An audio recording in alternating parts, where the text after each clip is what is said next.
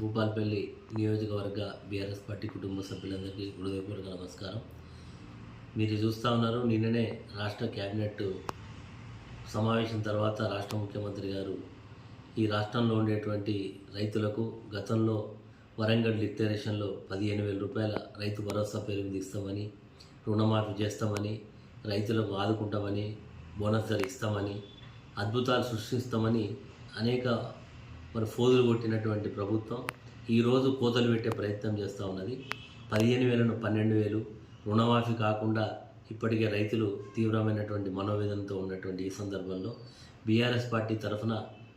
కార్యనిర్వాహక అధ్యక్షులు కేటీ రామారావు గారి పిలుపు మేరకు రేపు అన్ని మండల కేంద్రాలలో